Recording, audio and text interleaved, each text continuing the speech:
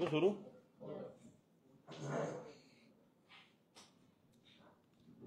काल आपला महाराष्ट्र दिन होता आणि कालच्या दिवशी एक आपल्या महाराष्ट्राच्या दृष्टीने महत्त्वाचा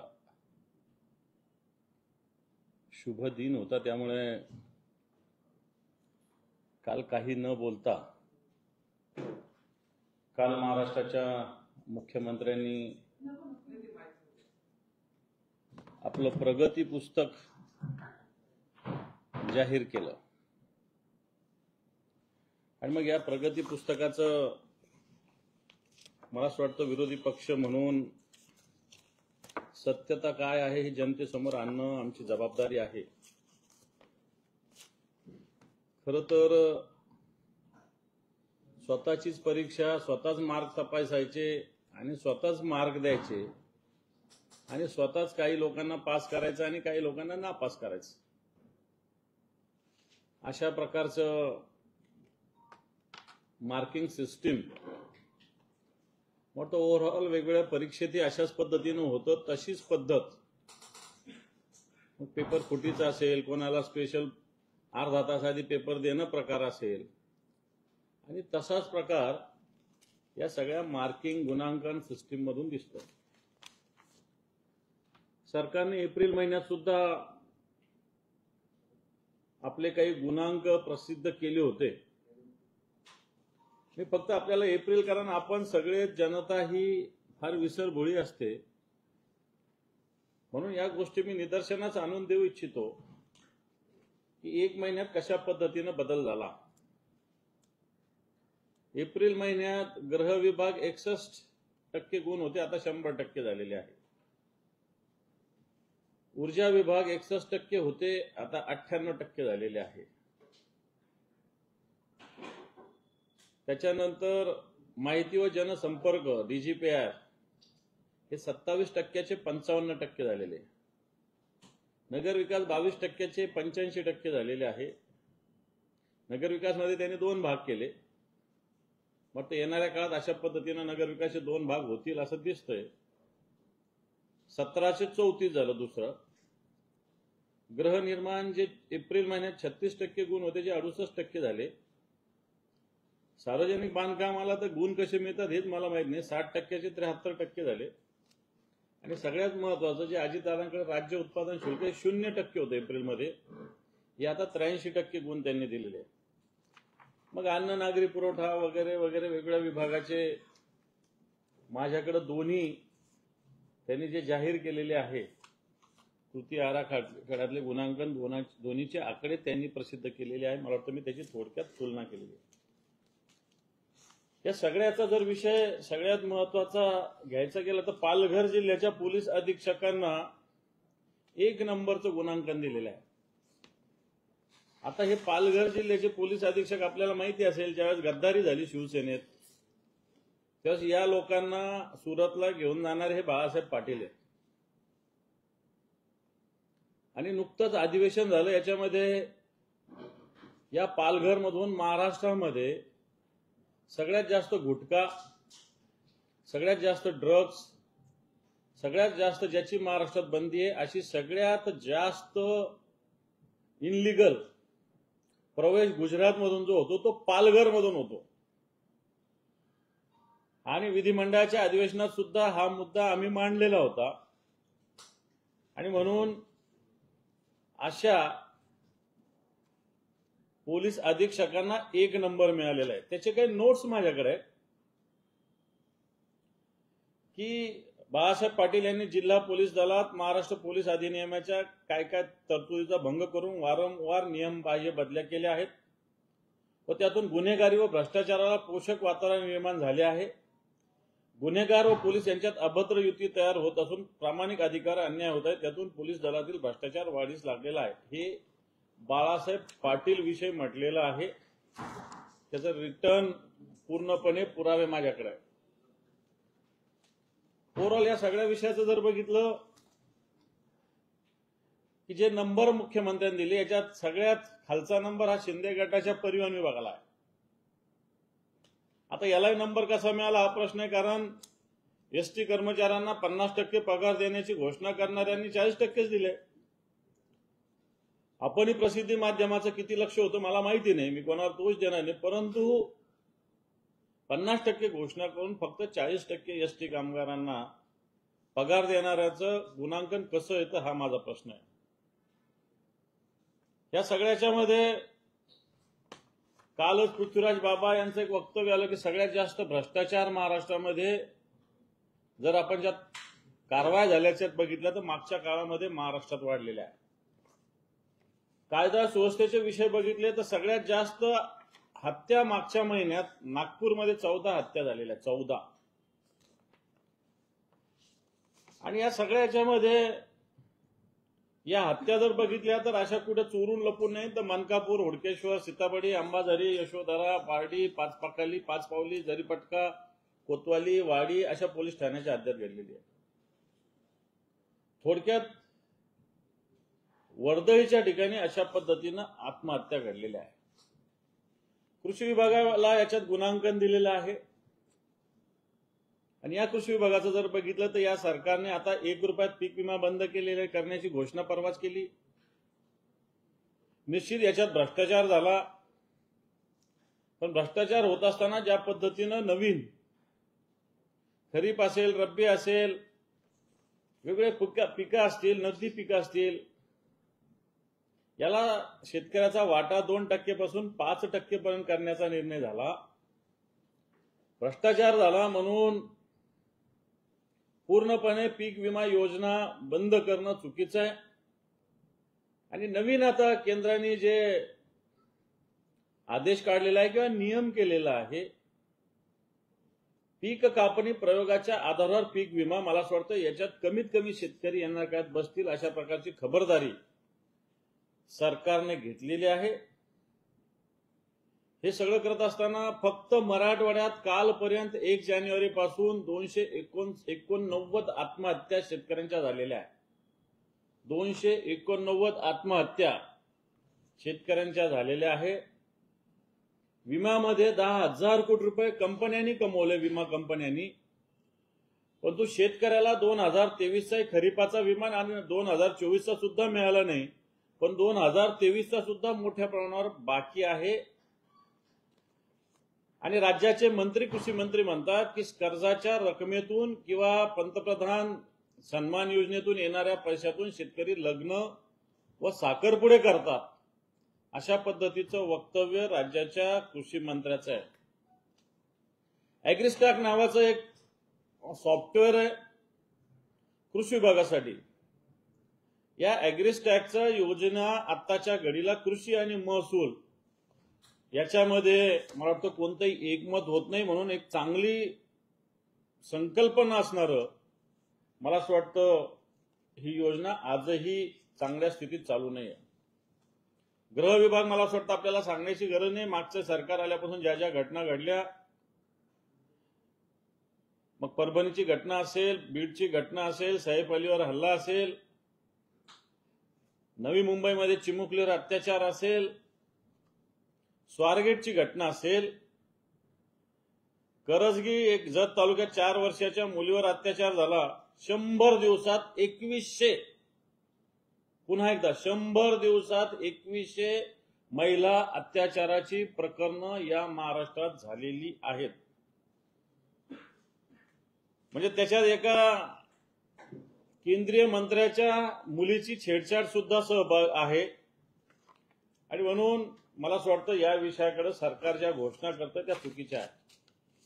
कर्जमुक्तीची घोषणा सरकारने केली होती, सरकार आल्या करू, ठिकठिकाणी आंदोलन सुरू झालेलं आहे, कर्जमाफी होत नाहीये. भावांतर योजना याच्याविषयी प्रत्यक्ष देशाच्या पंतप्रधानांनी येऊन घोषणा केली होती. भावांतर योजना आहे, हे भावांतर योजना मार्केटमधले जो भाव आहे त्याचा ऍव्हरेज काढून भाव द्यावा अशा पद्धतीचा एक डिटेल्स त्याला मी सांगत नाही कारण फार वेळ जाईल त्याच्यात. परंतु भावांतर योजना राज्य सरकारने शेतकऱ्यांसाठी जाहीर झाली होती, याची कोणत्याही प्रकारे अंमलबजावणी आत्ताच्या घडीला झालेली नाहीये.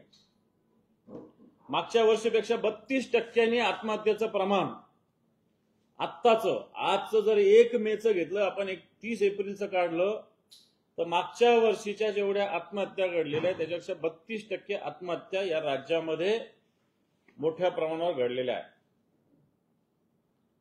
त्याचप्रमाणे भूसंपादन कायद्यात बदल केलेला आहे.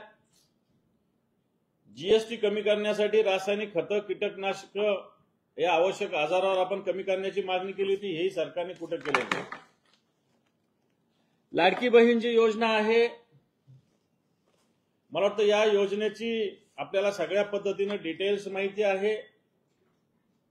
8 लाख महिलांना 100 दिवसामध्ये ज्या विभागाचा 1 नंबर आला असं सांगतात मुख्यमंत्री, 8 लाख महिलांना लाडकी बहीण योजनेतून गाळलेलं आहे. 8 लाख. पिंक रिक्षाचा कार्यक्रम या विभागाचा आहे, हाही पूर्णपणे फेल्युअर कार्यक्रम आहे. पाणी पुरवठ्याविषयी सरकारने म्हटलं, मला असं वाटतं परवाच कॅबिनेट मंत्री एक नरहरी झिरवळ यांनी म्हटलं की जलजीवन मिशन ही योजना पूर्णपणे पंतप्रधानांची संकल्पना पूर्णपणे आजच्या घडीला बारगळलेली आहे. महाराष्ट्रातील 1.31 लाख म्हणजे 89.71 ग्रामीण कुटुंबांना नळ जोडणी केल्याचा दावा केला जातो, परंतु आम्ही रोज फिरतो, मला वाटतं नळ जोडणी झाली असेल परंतु पाणी या नळामध्ये कुठंही नाही. आपण सगळं बघितलं असेल, एक छोटीशी मुलगी 12 वर्षाची यवतमाळ जिल्ह्यातील आर्णी तालुक्यात 12 वर्षाची वेदिका चव्हाण नावाची मुलगी पाणी आणण्यासाठी नदीवर गेली असताना तिचा बुडून मृत्यू झालेला आहे. नाशिक जिल्ह्यातील पेठ तालुक्यात बोरचिरीवाडी गावात एक दोराच्या मदतीनं महिला हंडाभर पाण्यासाठी कशा पद्धतीनं खाली उतरली विहिरीत, आपण हे चांगल्या पद्धतीनं जीव धोक्यात घेऊन पाहिलेलं आहे. एसटीचं मी सांगितलं की एप्रिल 2024 पासून एसटी महामंडळाने 89,000 कर्मचाऱ्यांचे पीएफचे 1200 कोटी रुपये, ग्रॅज्युएटीचे अंदाजे 1100 कोटी रुपये म्हणजे एकूण 2300 कोटी रुपये ट्रस्टमध्ये जमा केलेले नाहीत अजूनही. आणि या एसटीला यांनी 5वा नंबर दिलेला आहे. आरोग्याची जर स्थिती बघितली तर मला असं वाटतं तनिषा भिसे प्रकरण आपल्या महाराष्ट्रातच घडलेलं आहे. मागच्या काळामध्ये मागच्या या वर्षभरात या 1 जानेवारीपासून 150 मातांचा मृत्यू झाल्याची आकडेवारी आपल्याकडे आहे. 100 दिवसाच्या कार्यक्रमात याचा उल्लेख मुख्यमंत्र्यांनी काहीही केलेला नाही. त्याचप्रमाणे राज्याच्या आरोग्यमंत्र्यांच्या जिल्ह्यामध्ये ज्या पद्धतीने वेगवेगळ्या घटना घडतात, एक कोल्हापूरला घटना 21 एप्रिलला घडली की एक 23 वर्षाच्या तरुणाचा अपघात झाला. रुग्णवाहिका मिळावी म्हणून त्याच्या मित्रांनी प्रयत्न केला, पण त्याला रुग्णवाहिका न मिळाल्यामुळे त्याचा मृत्यू झाला. मला असं वाटतं हे या पुरोगामी महाराष्ट्रामध्ये घडलेले दररोज 40 लोक अपघातातून आत्ताच्या घडीला या महाराष्ट्रामध्ये त्यांचं देहावसान होत आहे. या राज्यातील सरकारला आपल्या आश्वासनाचा विसर पडलेला आहे. 100 दिवसात विजन महाराष्ट्र 2029 सादर करू असं सांगितलं होतं, अजूनही सादर झालेला नाही. शेतकरी सन्मान निधीमध्ये 12,000 वरून 15,000 रुपये वाढ करण्याची घोषणा मुख्यमंत्र्यांनी केली, अजूनही झालेली नाही. मी भावांतर योजनेचं बोललो, सोयाबीनसाठी एमएसपीच्या 20% पर्यंत भावांतर योजना अजूनही लागू झालेली नाही. वृद्ध पेन्शन धारकांना 1500 ऐवजी 2100 रुपये देऊ असं म्हटलं होतं, अजूनही झालेलं नाही. कर्जमाफी करू, अजूनही झालेले नाही. महिला सुरक्षेसाठी 25,000 महिलांचा पोलीस दलात समावेश करू, कोणतीही सुरुवात नाही. लाडकी बहीण योजनेचा 2100 रुपये हप्ता करू, कोणतीही हालचाल नाही. अंगणवाडी व आशा सेविकांना 15,000 रुपये पगार देऊ, अजूनही काहीही झालेलं नाही. महाराष्ट्रातील गड किल्ल्याचे रक्षण करण्यासाठी दुर्ग विकास प्राधिकरण स्थापन करू सांगितलं, कोणतीच हालचाल नाही. त्याचप्रमाणे आनंदाचा शिधा, तीर्थदर्शन योजना, या योजना सरकार येताच पूर्णपणे बंद झालेल्या आहे. हे सगळं होत असताना या राज्यातील मंत्री राधाकृष्ण विखे पाटलांवर परवाच एक गुन्हा दाखल झाला. शेतकऱ्याच्या नावावरून 8,86,00,000 कर्ज काढलं, प्रत्यक्षात शेतकऱ्यांना पैसे दिले गेले नाही असा जो एक केस चालू होती की राज्याच्या एका ज्येष्ठ मंत्र्यावर या प्रकरणात शेतकऱ्याच्या नावावर कर्ज काढण्याची एक केस, एक गुन्हा राज्याच्या मंत्र्यावर दाखल झालेला आहे. धनंजय मुंडेंच्यावर आरोप तर झालेले आपल्याला माहिती आहे, जयकुमार रावलावर आरोप झाले, माणिकराव कोकांटेवर सुद्धा कोर्टाने ताशेरे ओढलेले आहेत, जयकुमार गोरे यांच्यावर सुद्धा आरोप झालेले आहेत. म्हणजे राज्यातल्या मंत्र्यावर अशा पद्धतीने आरोप झाले आहेत. सगळ्यात महत्वाचं, राहुल सोलापूरकर आणि प्रशांत कोरटकर या दोन व्यक्तींनी छत्रपती शिवरायांचा अवमान करूनही पाहिजे तशी ठोस कारवाई सरकारने केलेली नाही. वाटतं राहुल सोलापूरकर किंवा प्रशांत कोरटकर कोणाशी संबंधित दिसतात, यांचे फोटोज, यांचा सोशल मीडियावरचे अकाउंट जर बघितले, यांनी छत्रपती शिवाजी महाराज आणि संभाजी महाराजांचा विषय वेगळ्या पद्धतीनं वक्तव्य करूनही यांच्यावर कोणती ठोस कारवाई झालेली नाही. आज राज्याचे जे वेगवेगळे विभाग आहे याच्यात प्रामुख्यानं प्रलंबित वेगळ्या पद्धतीनं बिल आहेत कॉन्ट्रॅक्टरांचे, कॉन्ट्रॅक्टर आंदोलन करतात, काम सगळे विकासाचे ठप्प झालेले आहे. सार्वजनिक बांधकाम विभागाचे 46,000 कोटी रुपये द्यायचे बाकी आहेत. जलजीवन मिशनचे 18,000 कोटी रुपये द्यायचे बाकी आहेत. ग्राम विकास विभागाचे 8,600 कोटी द्यायचे बाकी आहेत. जलसंधारणाचे 19,700 कोटी रुपये द्यायचे बाकी आहे. आणि मला असं वाटतं हे महत्वाचे खाते मी आपल्याला सांगितलेले आहे. या राज्यामध्ये काही निर्णय नको, जनतेला नको असलेले निर्णय मुद्दामून घेतले जातात. त्या शक्तीपीठ महामार्गाला जनता विरोध करून असूनही सरकार जवळपास 11,500 हेक्टर सुपीक जमिनीचं अधिग्रहण करते. सामान्य जनतेच्या खिशातून जो स्टॅम्प होता, मुद्रांक, आता 1,000 रुपयाचा जो 100 रुपयाचा लागत होता तो 1,000 रुपयाचा आता लागतोय. महाराष्ट्रामध्ये सीबीएसईच्या माध्यमातून शिक्षण दिलं जावं याचा एक जबरदस्ती सरकार करतं. मला असं वाटतं एसएससी बोर्ड अतिशय सक्षम, मराठीला प्राधान्य देणारं, मातीशी जुळलेलं अशा पद्धतीनं एसएससी बोर्ड असताना मातृभाषेवर शिक्षण देण्यावर एक पद्धतीनं घाला घालण्याचा प्रयत्न सरकार करतंय.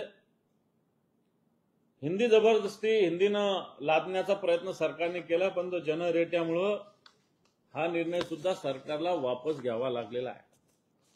थोडक्यात सांगण्याचा मुद्दा, हे गुणांक दिलेले आहे, हे कोणतं तरी उगाचच्या उगाच एखाद्या विषयावर लक्ष हटवण्याचा हा प्रकार आहे.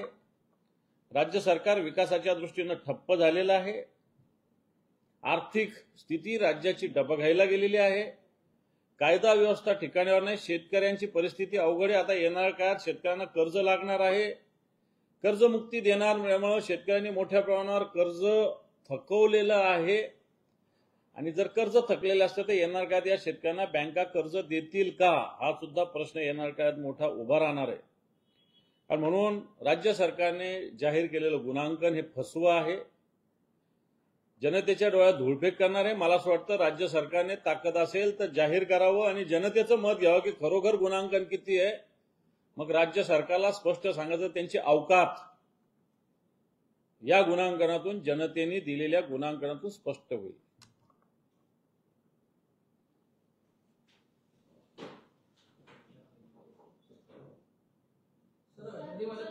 एकूणच या निकालाकडे तुम्ही कसं बघता? म्हणजे तुम्ही जे सविस्तर सांगितलं आहे, मात्र या निकालामध्ये म्हणजे काय निकाल फिक्स होता, परीक्षेमध्ये कॉपी झालेली आहे का पेपर फुटलेला आहे, तुम्ही कसं बघता? नाही, याच्यात आता तुम्हाला पण चांगल्या पद्धतीने ज्या पद्धतीनं गुणांकन दिले याला कोणताही अर्थ नाहीये. कोणता आता मी सांगितलं ना, पालघर एसपी 1 नंबर कसा येऊ शकतो? सगळ्यात जास्त अवैध पद्धतीनं गुजरातमधून काही येत असेल तर ते पालघर एसपीच्या आशीर्वादानंच येतं. आणि 1 नंबरवर एक्साईज मध्ये आताच्या घडीला ज्या पद्धतीनं वेगवेगळ्या पॉलिसीच्या माध्यमातून होम डिलिव्हरी द्यायचं बंदी आहे, तरी वेगवेगळ्या कंपन्या होम डिलिव्हरी दारू पुरवतात. एक्साईजने काय कारवाई केली? बिलकुल केलेली नाही. वाटतं याच्यात जर वेगवेगळे विषय जर मांडायला गेले एक्साईजचे डिटेल, मला वाटतं मी विधिमंडळाच्या अधिवेशनात हे मांडलेले आहेत, पुन्हा एकदा मांडू. परंतु ही डिपार्टमेंट आत्ताच्या घडीला भ्रष्टाचाराची मोठी पूर्ण जमलेली आहेत. आणि मी सांगतो की पालघरच्या एसपीच्या ज्या पद्धतीनं पद्धती आहे, जर आता तुम्ही बघितलं असेल तिथं जाऊन एखाद्या दिवस बघा की कशा पद्धतीनं तिथं धंदे चालतात. लॉ अँड ऑर्डर कशा पद्धतीनं बर्बाद झालेली आत्ताच्या घडीला, आणि याला 100 मार्क कुठून पडू शकतात.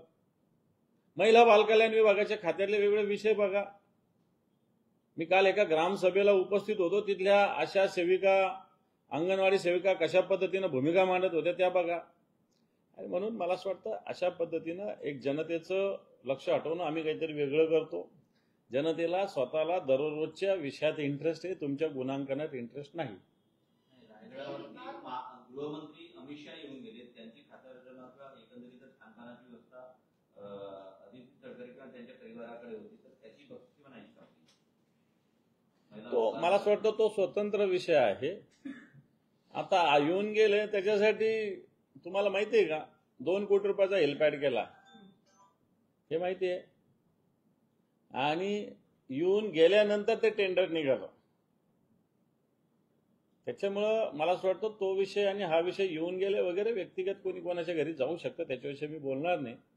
परंतु आता तुम्ही सांगा ना की 8 लाख महिलांचं लाडकी बहीणचे पैसे कमी झाले, मग त्या डिपार्टमेंटला नंबर कसा येऊ शकतो? कोणते लोक खुश आहे जरा विचारा.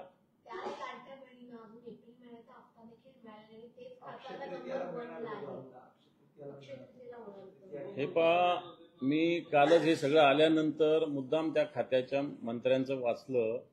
डिसेंबर महिन्यात याच खात्याच्या मंत्री आदितीताई तटकरे यांनी सांगितलं होतं की मार्च महिन्यात आम्ही 2100 रुपये देऊ.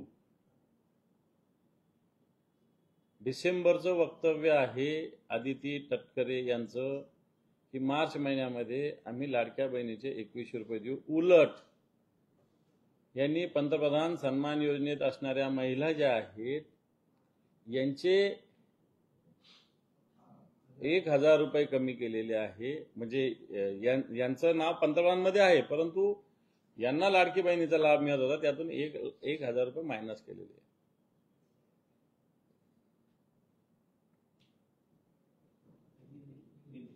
सर, तुम्ही सांगितलं की कुठल्या तरी विषयाला लपवण्यासाठी हे जे गुण ते दिले गेले किंवा विषय आला गेला, काय विषय असेल किंवा काय लपवते सरकार?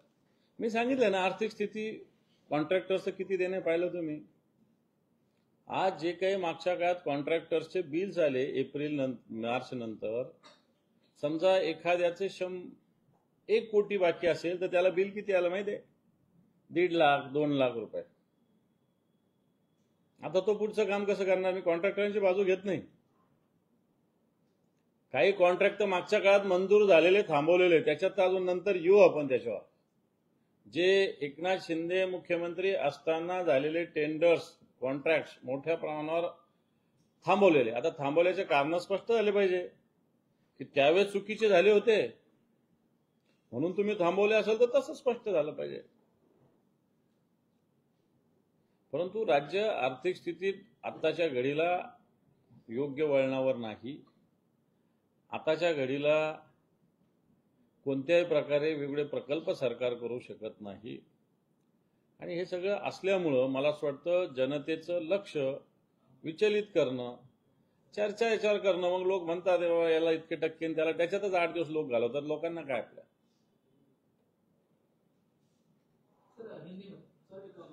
बोगस पीक विमाची घोटाळ्याची चौकशी सुरू आहे. मतलब बोगस पीक विमा घोटाळ्याची चौकशी सुरू आहे. या चौकशी दरम्यान लातूरमध्ये 3000 पेक्षा जास्त बोगस अर्ज आहेत ते रद्द करण्यात आलेले आहेत. मोठ्या प्रमाणात आकडा पाहायला मिळतो. मी कोणत्या एका शहराचं नाव घेणार नाही, पण बोगस पीक विम्याचे अनेक प्रकरणं 5च्या ठिकाणी 50 लिहिणं, 50च्या ठिकाणी 500 लिहिणं, पंचनामे चुकीचे करणं, जमीनच नसताना, सातबारे नसताना त्याच्यात खाडाखोड करणं, असे अनेक प्रकार झालेले आहे. याच्यात एक मोठी टीम काम करते. कोण असेल मला माहिती नाही, परंतु एक मोठी टीम काम करते आणि याच्याकडे सरकारने दुर्लक्ष केलं आहे. याच्यामुळं मूळ जे मुख्य शेतकरी ज्याला गरज आहे त्याला लाभ मिळण्याच्या ऐवजी जे मुळात शेतकरीच नाही, ज्यांनी बोगस नोंदणी केली, बोगस विमा काढला, त्यांना लाभ जाणीवपूर्वक दिला गेला. आणि याच्यात प्रशासन जसं सहभागी आहे, विमा कंपन्या सुद्धा याच्यामध्ये सहभागी आहे.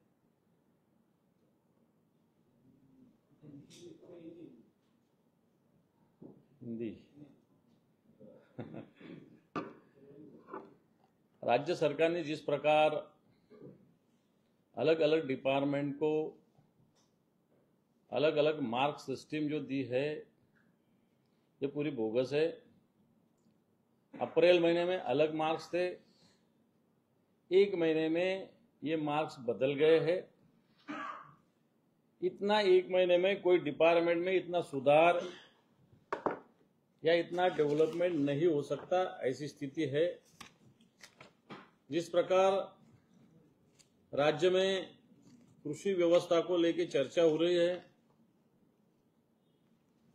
1 रुपए में जो पीक बीमा था वो कैंसिल किया गया है। एग्रीकल्चर मिनिस्टर जो बातें कहते हैं वो किसानों को जिस प्रकार उनके जख्म पर नमक छिड़ने जैसी बातें राज्य के कृषि मंत्री कहते हैं। राज्य में जो लॉ एंड ऑर्डर की पोजीशन है सब में ज्यादा खराब नागपुर में हो रही है, मुंबई में तो ऑलरेडी खराब हुई है।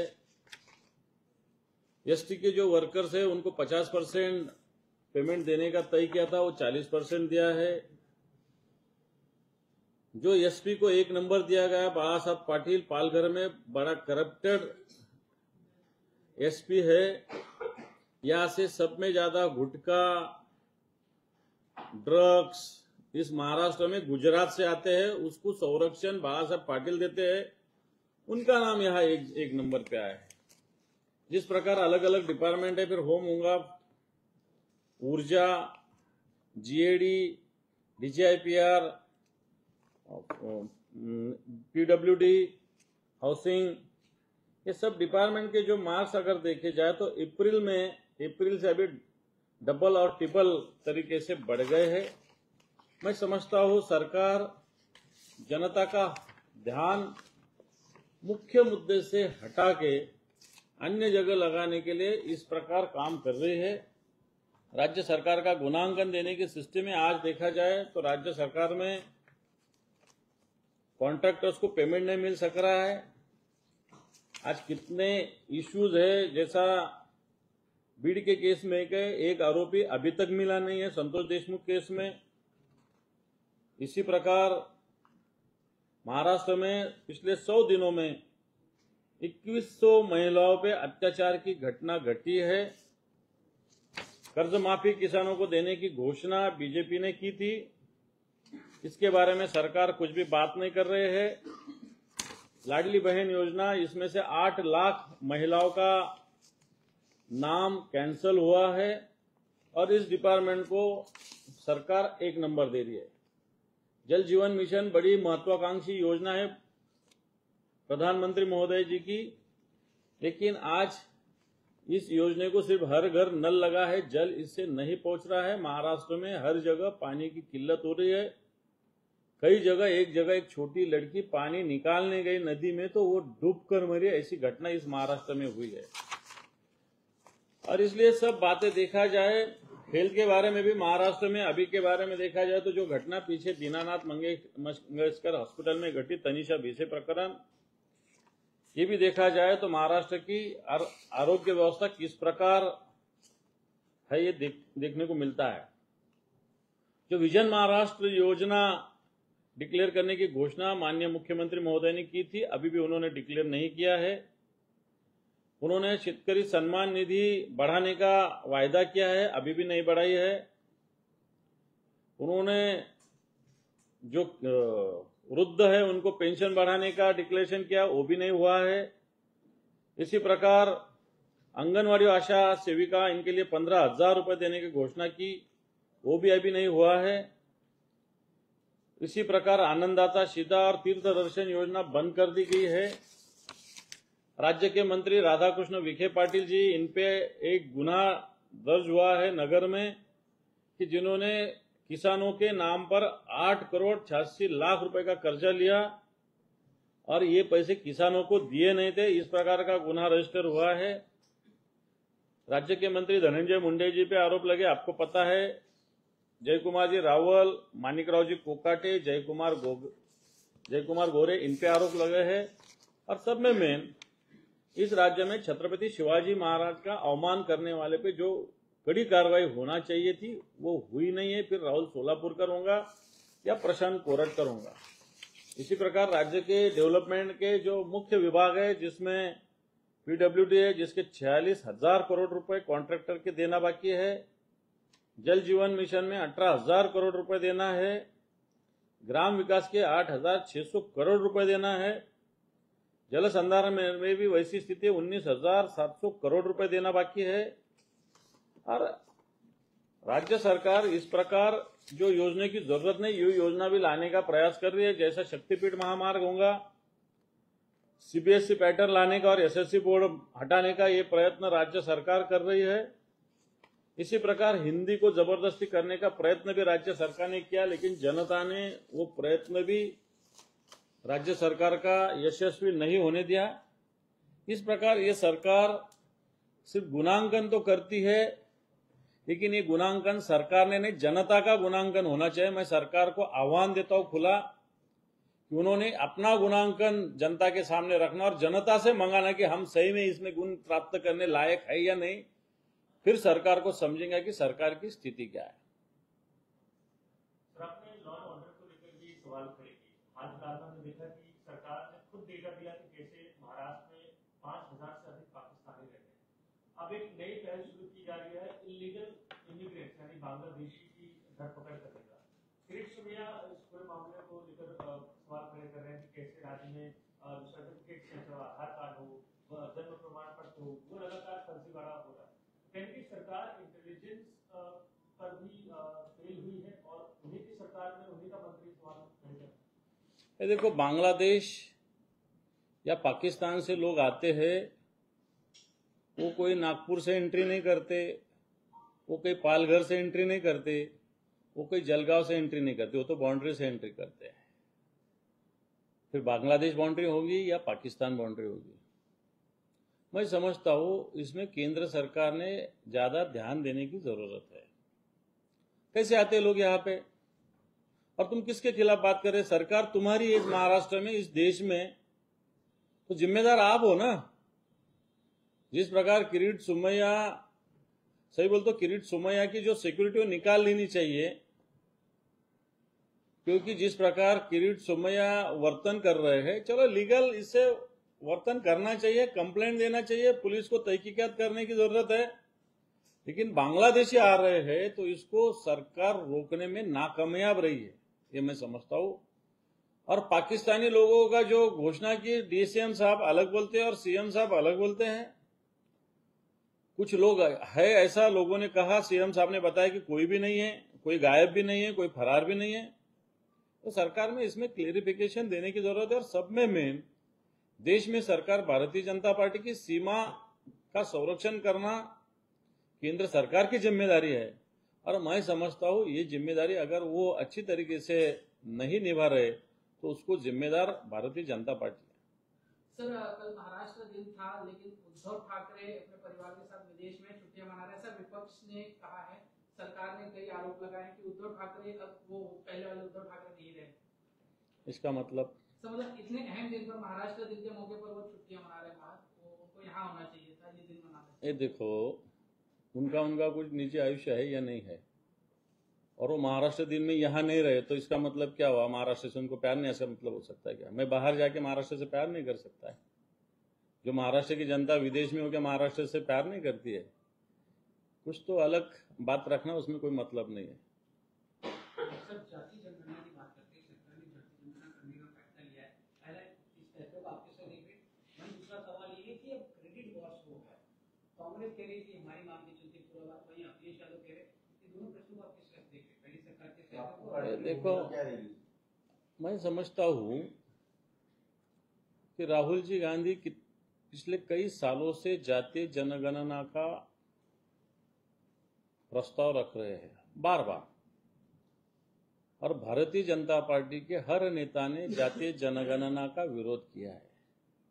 देश के प्रधानमंत्री मोदी जी से लेके तो अपने मुख्यमंत्री देवेंद्र जी तक सबने जातीय जनगणना का विरोध किया था। लेकिन कांग्रेस पार्टी और हमने भी ये मांग जो कांग्रेस ने की थी विधानसभा लोकसभा में, हमने भी इस मांग को सपोर्ट किया था। और मैं समझता हूँ भारतीय जनता पार्टी ने या केंद्र सरकार ने अभी 2 दिन पहले जातीय जनगणना का डिसीजन लिया है। भारतीय जनता पार्टी की इसके खिलाफ बात थी। अभी आने वाले समय में जो सवाल राहुल जी गांधी ने खड़ा किया है वो सही है कि सिर्फ घोषणा तो है क्या, इसके समय सीमा तय होना चाहिए कि तुम जातीय जनगणना 1 साल में करेंगे, 6 महीने में करेंगे, 2 साल में करेंगे, 3 साल में करेंगे। और इस जातीय गणना के बाद जैसा भी महाराष्ट्र में मराठा आरक्षण का इश्यू है, इसको 50% की मर्यादा हम बाजू को हटाने तक ये मराठा आरक्षण नहीं दे सकते। पिछले समय 2-3 महीने पहले बिहार में भी 65% आरक्षण देने की सरकार ने घोषणा की थी, वैसा डिसीजन लिया था और मेरे मालूमात के हिसाब से उसको सुप्रीम कोर्ट ने रद्द कराया था। तो आने वाले समय में इसके बारे में भी सरकारें घोषणा करने की जरूरत है कि जातीय जनगणना होने के बाद जिस जाति की जनगणना जितनी होगी, जितना प्रतिशत आएगा, उस प्रकार उनको रिजर्वेशन देने वाले हैं क्या। जातीय जनगणना का उद्देश्य तो वही है ना, आने वाले समय में ये देना चाहिए, इसके लिए कर रहे हैं ना। तो जातीय जनगणना मैं समझता हूँ भारतीय जनता पार्टी तो इसके विरोध में थी। अभी भारतीय जनता पार्टी के पोपट अलग अलग बातें कर रहे, ऐसा हुआ वैसा हुआ, ये सब इसी प्रकार गुणांकन जैसा वो भी प्रकार है। मैं समझता हूँ ये मांग कांग्रेस ने और राहुल जी ने की थी। सर, जिस प्रकार से सरकार ने अपना ये जाति निकालना था, इसके बाद कांग्रेस हो या अन्य पार्टी हो, प्रकाश अंबेडकर की बात करो, कई लोगों ने आरोप लगाया कि सरकार ने ये फैसला इससे भरना अनावश्यक, क्योंकि पहलगाम को मुद्दे को भटकाने के लिए शिवसेना को क्या वाकई आपको लगता है मुद्दा भटकाने के लिए फैसला लिया बिहार चुनाव को देखते हुए?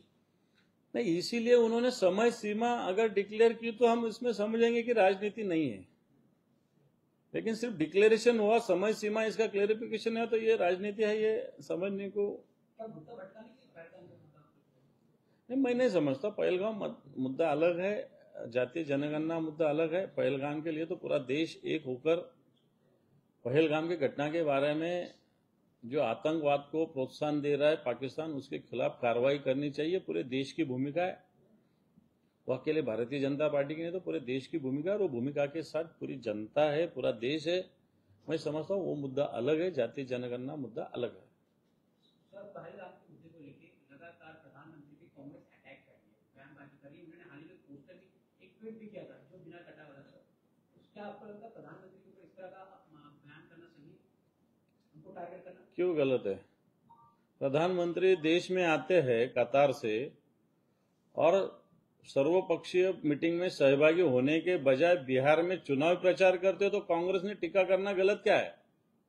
उसके तरफ नहीं देखते अंधभक्त बीजेपी कि प्रधानमंत्री देश में आए। अभी तक के मीटिंग देखो, सर्वदलीय बैठक किसने ली? प्रधानमंत्री ने लेने की जरूरत है।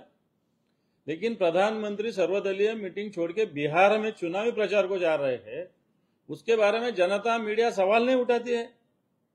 वो सवाल भी उठाना चाहिए कि बिहार के प्रचार से पहलगाम, ये बिहार के प्रचार से छोटा है या बड़ा है? पहलगाम देश से जुड़ा है, पहलगाम इशू। तो मैं समझता हूँ कांग्रेस जो टीका टिप्पणी करती है, और कोई करता है, हम भी करेंगे, तो उसमें कोई प्रधानमंत्री पे टीका टिप्पणी करनी नहीं चाहिए। क्यों नहीं करनी चाहिए? करना चाहिए डेमोक्रेसी में। क्यों प्रधानमंत्री कोई अलग है क्या? ये भी की जा रही थी, कल मोदी आए थे मुंबई में और इतना बड़ा अटैक हुआ है, तो उनको संजय राउत जी कह रहे कि 15 दिन सभी कार्यक्रम रद्द करने चाहिए थे, अमित शाह को इस्तीफा देना चाहिए। ये देखो, अभी वो आके गए, क्या समिट था वो अलग था, लेकिन मैं ये समझता हूँ, मुझे एक मालूम है कि ये होने के बाद भी तुम्हारा मन की बात ही चालू है, ये होने के बाद भी तुम्हारा प्रचार ही चालू है। सब में पहला ऑब्जेक्शनेबल ये इशू है कि अगर तुम इंटरनेशनल कहीं बाहर थे, कहीं देश में ये दौरा छोड़ के तुम इंडिया में आए, तो काय के लिए आए थे? पहलगाम अटैक हुआ इसलिए आए थे ना। तो सर्वदलीय बैठक बुलाए तो प्रधानमंत्री है, तो उसका सीरियसनेस और बढ़ता है ना। तो वो छोड़ के तुम अगर चुनावी प्रचार कर रहे हो, तो तुम क्या संदेश देते हैं पूरे अपने हिंदुस्तान को? मैं समझता हूँ 26 लोगों की, 27 लोगों की जो हत्या हुई है, देश के लिए दुखदायक है, दर्दनाक है। इसका बदला लेने के लिए ज्यादा टाइम नहीं लगाना चाहिए। क्योंकि अभी अमेरिका भी अपने को सिखा रहा है। अमेरिका तो बोलते ट्रम्प मेरा माय फ्रेंड, नरेंद्र मोदी माय फ्रेंड। अभी क्या हुआ फ्रेंड का? देखो, सलाह करो बोल रहा हो, चर्चा करो बोल रहा हो। उन्होंने तो ऐसा कहना था कि चलो पाकिस्तान पे अटैक करो, हम तुम्हारे साथ है, लेकिन वैसा नहीं कहा है।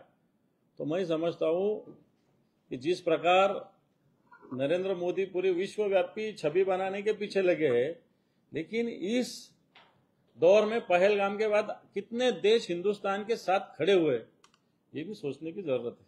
सर एक और सवाल जानना चाहेंगे। एक शो आया है house arrest, Imran Khan actor है, उसका होस्ट कर रहे हैं, बहुत ही अश्लीलता दिखाई जा रही है इस वीडियो में। इसके पहले हमने कई सारे शो देखे थे, इसको लेके प्रतिबंध लगाने की मांग की थी। इस शो के लिए शिवसेना किस तरह से मांग करेगी? क्या मुझे ये कौन अरेस्ट करने की मांग करेगी? उस पर प्रतिबंध मुझे देखा भी नहीं, कौन है एजाज खान बिन खमेर भी मुझे मालूम नहीं। अरे हम देखते भी नहीं ऐसा कुछ, इसलिए देखिए शायद उस पर कुछ रिएक्शन करना गलत है। मैं तो पहली बात ये एजाज खान कौन है मेरे को मालूम नहीं।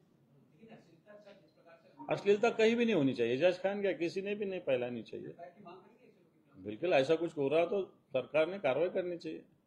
सर, आजादी के मुद्दे को लेकर विपक्ष लगातार सरकार पर हमलावर है, लेकिन हाल फिलहाल में एक बार फिर अडानी पोर्ट इनॉग्रेट होना है केरला में, जहां पीएम मोदी फिर से पहुंचने वाले हैं।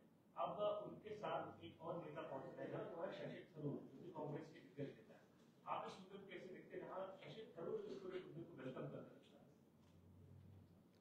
ये देखो, तुमने अगर महाराष्ट्र के बारे में ज्यादा पूछा तो अच्छा है, लेकिन तो भी अदानी के लिए देश में जहां भी जो भी लगे वो हाजिर करना भारतीय जनता पार्टी कर रही है। आने वाले समय में देखो तुम, वक्त की जमीन में किसके पास जाएगी? तो अदानी के पास जाएगी। और शशि थरूर, जिस प्रकार शशि थरूर तो बड़े मुत्सद्दिक माने जाते हैं, क्योंकि यूनो में भी थे, वो कांग्रेस के नेता भी है। अगर उनके एरिया के डेवलपमेंट के लिए कुछ वो स्वागत कर रहे होंगे तो उसको अलग से लेने की जरूरत नहीं, ऐसा मैं समझता हूं। लेकिन अदानी को लेकर हम बोले तो पूरे हिंदुस्तान में जहां जहां जरूरत पड़े अदानी को पूरी मदद, जहां नहीं जरूरत नहीं पड़े तो भी जबरदस्ती मदद भारत की सरकार कर रही है, वो तो हो रहा है।